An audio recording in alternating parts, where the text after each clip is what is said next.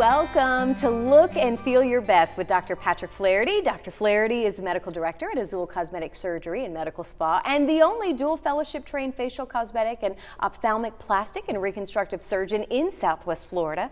Dr. Flaharty will spend the next half hour giving us great suggestions and some thoughtful ideas on how we can all look and feel our best. Today we're going to be discussing liquid facelifts. Hello, Yes. good to see you again. Good to see you, Carly. How are you? Good, good. So this is interesting. We're talking about liquid facelifts, particularly with you.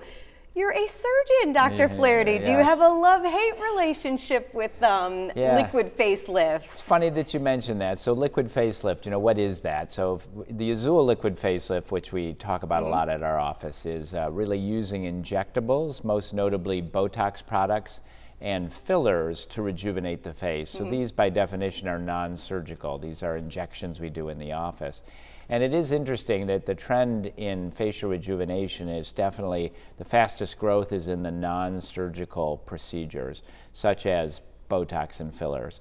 And so that area is growing very rapidly because it's quick, it's safe, it's very effective, and there's little to no downtime. And so it appeals to more people. And you're right, in a sense, it's outcompeting the surgical procedures because there's a lot more people that are interested in doing something quick and easy with no downtime than that's today's generation, is it not? Right.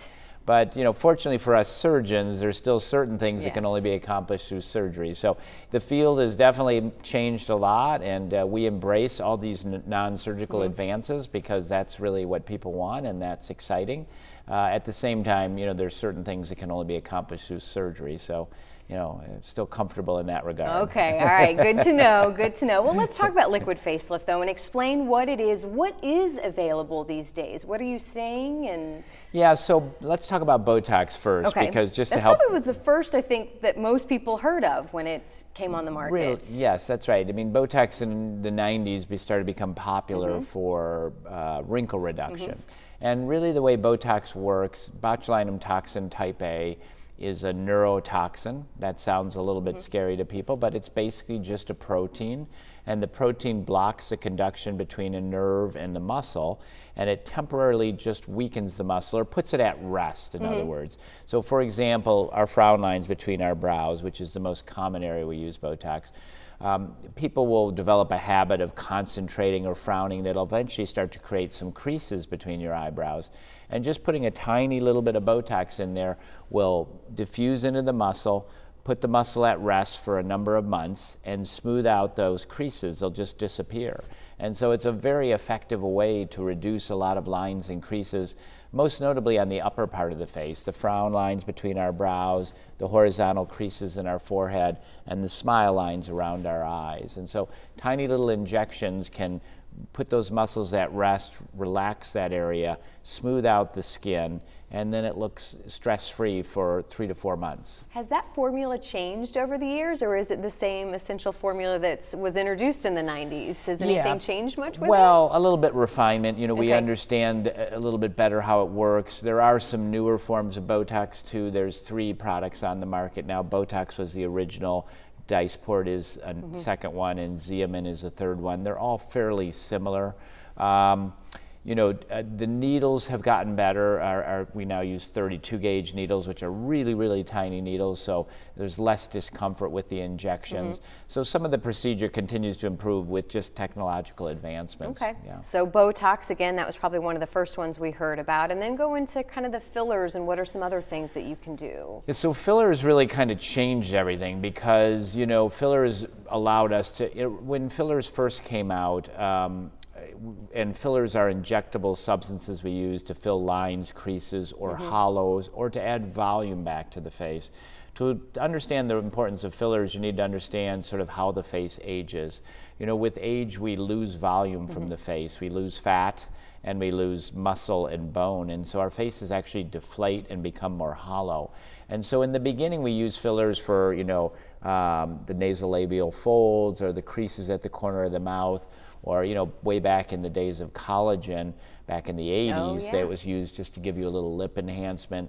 But collagen wasn't a really great filler. It would only last a couple of weeks. The newer fillers, a lot of them are made of hyaluronic acid, which is a natural protein.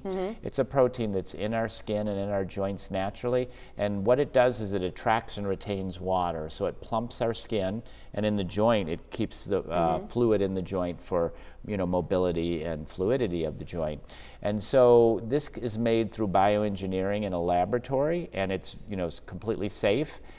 It's native to our body, so it's not foreign in any way, so there's really no risk of an allergy.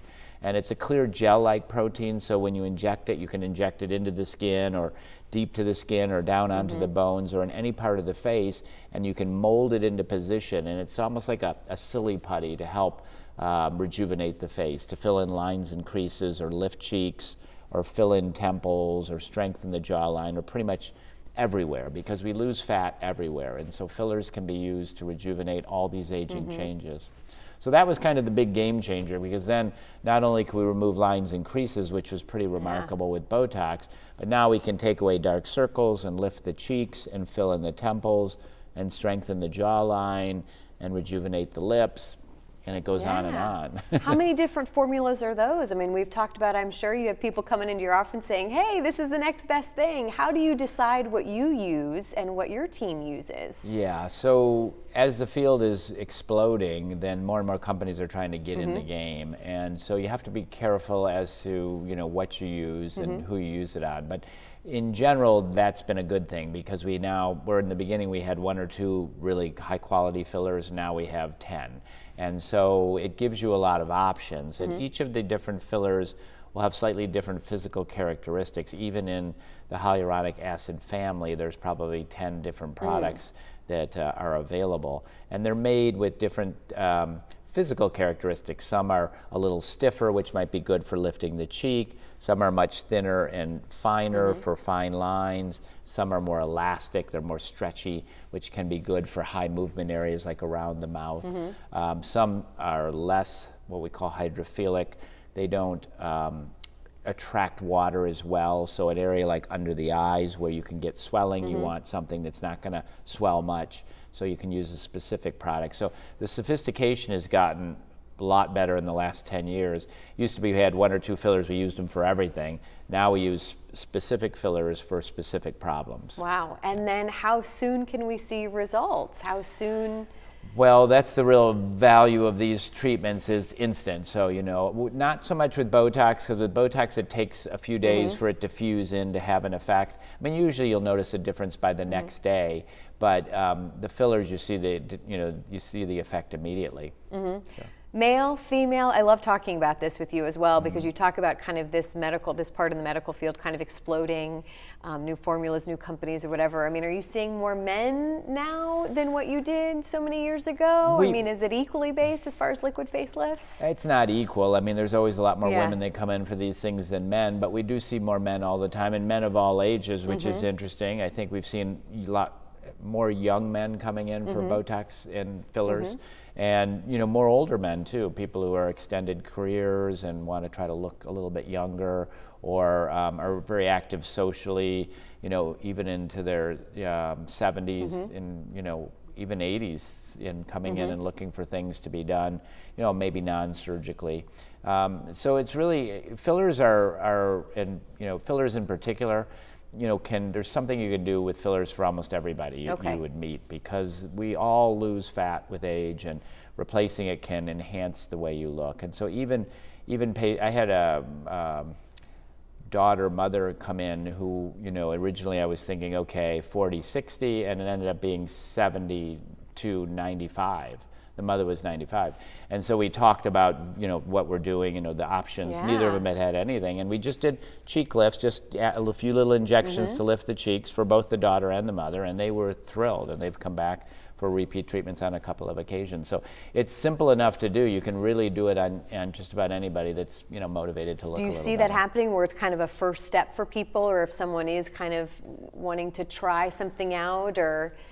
Yes, it is. I think it's Botox and fillers are a great entry point, and the other nice thing about fillers is that you can do a little bit at a time, know. So you could start with something small, like the creases around the mouth, and then come back in a month and do lifting of the cheeks, and maybe a month or 3 months or 6 months later, fill in the temples. So, there's always an area that you can, progress to, but you don't have to do it all at once because it's just an office treatment and there's really no downtime. So how long do the results last then? I mean, is it Yeah, so the answer to that months, is years? Botox is fairly consistent in that Botox lasts about 3 to 4 months. Now, sometimes people are discouraged by that because they're like, I can't come in every 3 months and spend this money.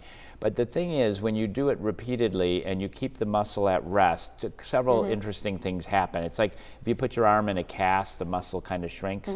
You take the cast off, your arm isn't strong. Same kind of thing. If you use Botox repeatedly here, the muscle's going to shrink down and the crease doesn't come back so fast. The other thing that happens, I think it's a negative feedback where when your body, your brain is trying to make this muscle work and it doesn't work, I think it stops trying. So for example, personally, I've done Botox probably since my early 30s, so about 20 years.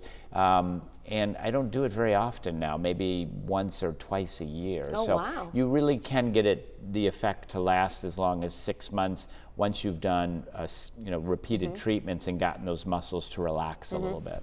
Well, we still have a lot more that we need to dive into, so don't go anywhere. Of course, this is Look and Feel Your Best with Dr. Patrick Flaharty. Stay tuned, and we'll be right back with more on the liquid facelift, including details on how long the results last again, and then some other things with it as well. The reason I had the procedure done was I was getting a little older. I just wanted to feel young again. I wanted to gain that confidence back that I felt like maybe I was lacking because of the heaviness in my jowls. It was the best decision I ever made. If I could sum up this experience in one word, it would be amazing. Call Azul for a consultation at 239-415-7576. Offices Naples, Bonita Springs, Fort Myers.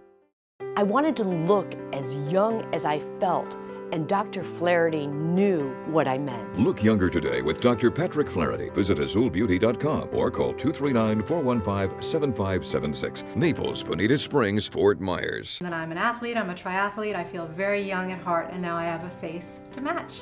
It's made me feel better about myself. Azul, again, has such a wonderful atmosphere. I love the staff. They make me feel like I'm coming to my family's home. And not only do I like to come for a procedure, I just like to come and visit all of the staff. Call Azul for a consultation at 239-415-7576. Offices Naples, Bonita Springs, Fort Myers. We are back with Look and Feel Your Best with Dr. Patrick Flaharty. Today we're talking liquid facelifts, which when we started the show, we kind of said, man, it's kind of a love-hate relationship. No hate, though. You see the benefits of this and kind of the exciting kind of this side of the business of where the future of this is going. Well, yeah, there's been an expansion of products and procedures. And when you think about it, the liquid facelift doesn't really replace what we do surgically for the most part. It complements it. Yeah. So, when you think about endoscopic brow lift or face and neck lift, if you can add fillers to lift the cheeks or take away dark circles or soften the lines, that helps just make the face look better. So many times, even when I'm doing surgical rejuvenation, we're doing fillers at the same time because they complement what you're doing surgically. Yeah. It's that third dimension we talked about before, not only lifting and tightening, but filling, lifting and filling, which is a real true rejuvenation. Well, we've talked about fillers and Botox, and there's something else called Sculptra, which is kind of fits into this liquid facelift as well. Explain what this is and kind of the difference with this. Right. So Sculptra isn't really a filler. Fillers we kind of call products like hyaluronic acids that we're filling to fill in a line or crease or plump the tissue. Sculptra is unique. It's a biostimulator. So what it is, it's a protein. We dilute it into saline. We inject it into the face, and your body will react to the protein by creating collagen. So it stimulates your body to create its own collagen. And it's a really nice way to volumize the face non-surgically. So, we can do fat augmentation, which is surgical, where we harvest fat and process it and use that to restore the lost volume, which is a great procedure, but is a surgical procedure with some downtime. Sculptra can be done right in the office with no downtime. And so we'll use Sculptra a lot for patients who need kind of global volume in the face. We want to build up some of their natural collagen.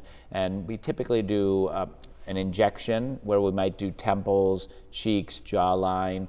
and then a month later we'll see them back, repeat that same pattern, and you'll gradually, the nice thing about Sculptra is you see this gradual growth, so it's not too dramatic at first, it's very subtle in fact, and gradually the collagen starts to build and it'll start to fill in the hollows and lift the cheek and strengthen the jawline, and so it's a really nice product, and it lasts about 2 years, which is great. So once you've done this series of 2 to 3 treatments, you know, 1 a month for 2 to 3 months, depending on how much volume you need, then they'll last for a couple of years, and typically those patients will come back probably about once a year or every 2 years for a maintenance treatment to kind of keep the collagen up and keep the face looking good.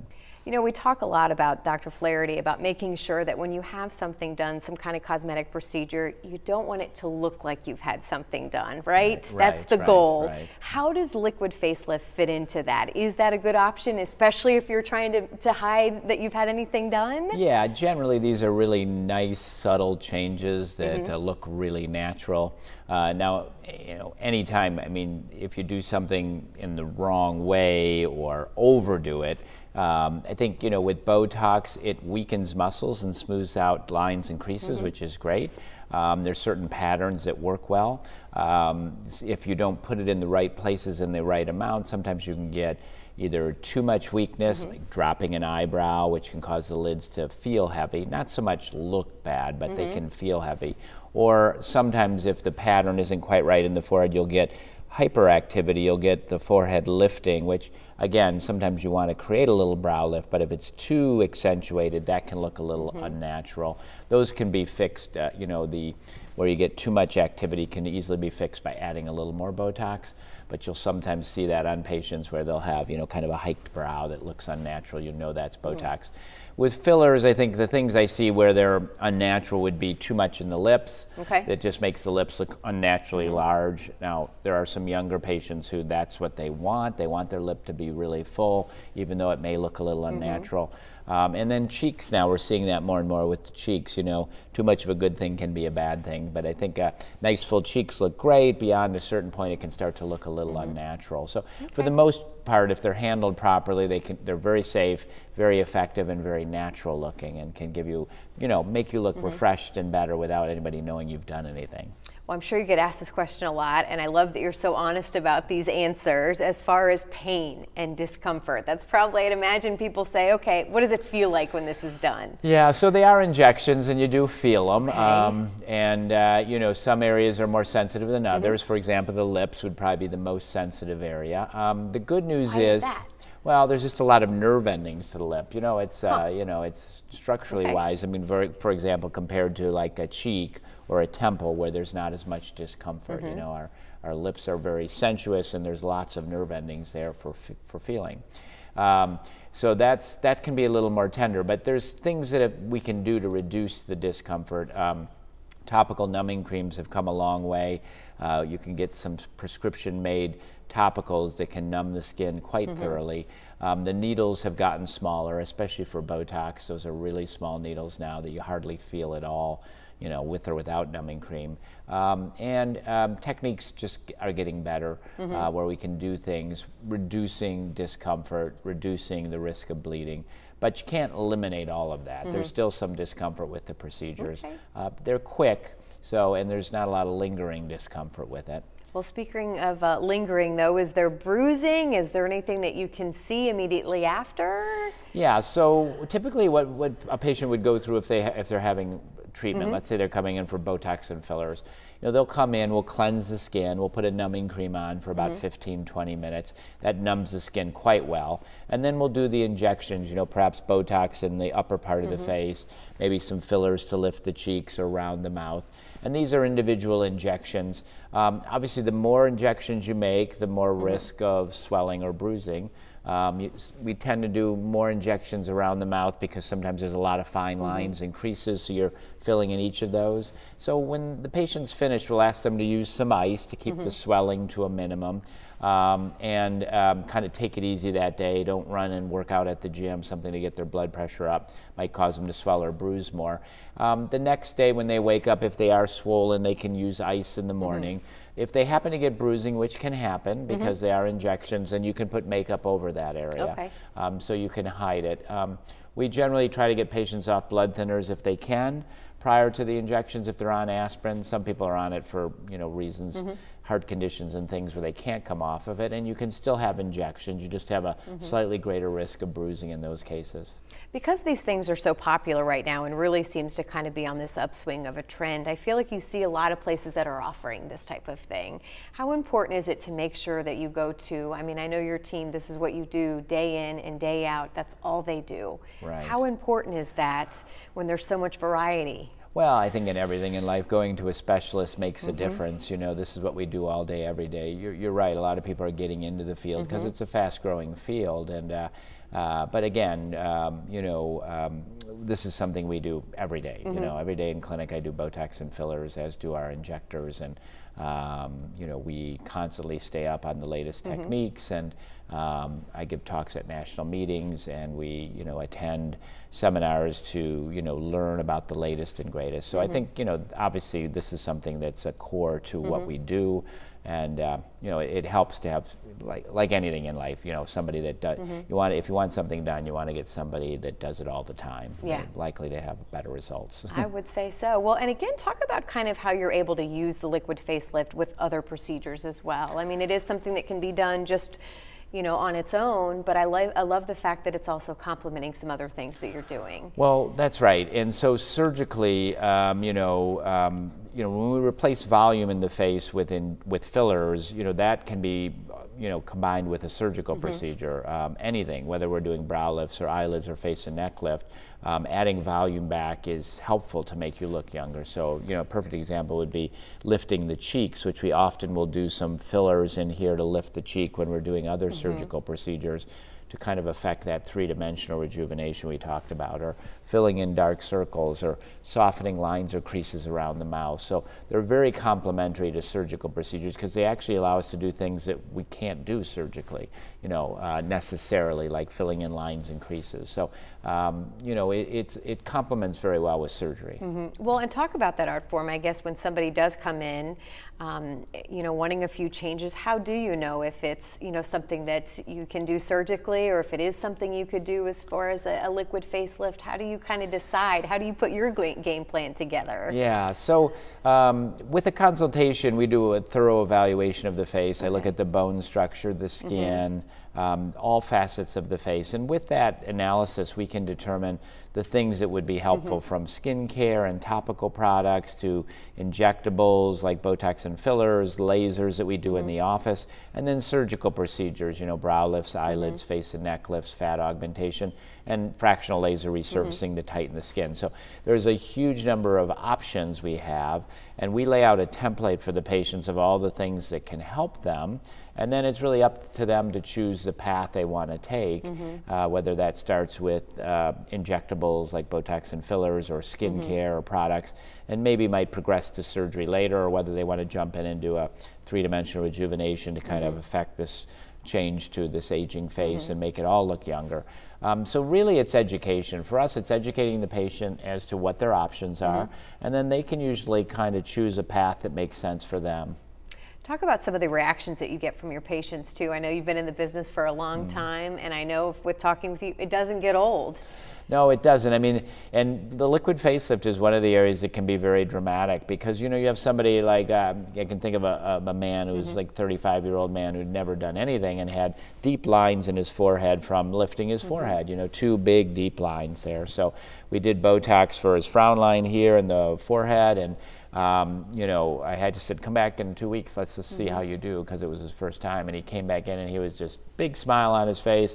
The lines are gone. He's like, this is amazing. If I knew this could be done, I would have been in here years ago. Just that dramatic, because you're used to seeing these etched lines in your face and then they're gone, just with a couple of simple injections. And we see similar results with mid-facelifting, and it's an area that's interesting because people don't come in typically and say, well, I think my cheeks are sagging. But when we evaluate the face, if they have lost volume there, with a few little injections, very quick, we can lift the cheek, and it's really dramatic. I mean, and what I typically will do is do one side and then give them a mirror so they can see the lifted side versus the flat side. What's interesting about that, I think when the cheeks sag, we get these lines that come down, not only the nasolabial fold, but a secondary line that goes from our eyelid down through the cheek. It divides the cheek. And so the lines are kind of down, which makes your face look heavy and drawn and aged. And then when you take filler and fill in the cheek and lift it, all of a sudden you get this beautiful upsweep. And this is for a woman in particular. Those higher cheekbones give them this nice heart-shaped face and this lift to the cheek that looks really youthful and healthy and beautiful. And that's all with just a couple little injections. Well, and I'd imagine, as we've talked about, people are living longer, they're in the workforce longer. That can really be very beneficial for someone's confidence, you know, when they're going to work. That's got to be, at the end of the day, what it's about. Yeah, for sure. It helps people look better. And men in particular also with fillers to the mid-face, you know, it's a little different because most of the time we're not too concerned about high cheekbones so much, but when they get real hollow in here, it just makes them look a little aged and drawn. And a couple little injections there gives them a filling and rounding of the cheek that makes them look younger and healthier, which is great. Is the consultation, if you know you just want to have the liquid face done, is that similar, you know, just the same as it would be for anything else? What's the first step if you're interested in? Yeah, I mean, a consultation, we look at everything because obviously people coming through the door, they may think they want X, but really they really want Y. And once they understand that, they'll, you know, make the decision for what is appropriate. So we talk about everything. I mean, you know, sometimes you get a patient coming in saying, I just want Botox, and that's fine. But, you know, for the most part, first time in the office, we want to look at your entire face and then talk to you about all those options. And then, of course, you pick and choose what makes sense for you. I know you've mentioned before bringing in a picture. Is that helpful of maybe what you looked like 10 years ago? Or it can be very helpful if you're planning anything surgically, sure. You know, we want to see where they came from. That helps us turn the clock back. Yeah. Well, again, as we kind of wrap up here, what is your take home for the liquid facelift? And again, I mean, this is a booming business right now. What do people need to know? Yeah, I mean, I think it's great. I think, as you mentioned, making sure, you know, you're going to somebody who has a lot of experience and with this, it's key. These are, you know, strong treatments. They work really well, but should be handled in the right way. But I think it's a, you know, it's a marvelous new area in our field that's going to continue to grow and gain in popularity because it works really well and has good longevity and is pretty easy to do with very little downtime.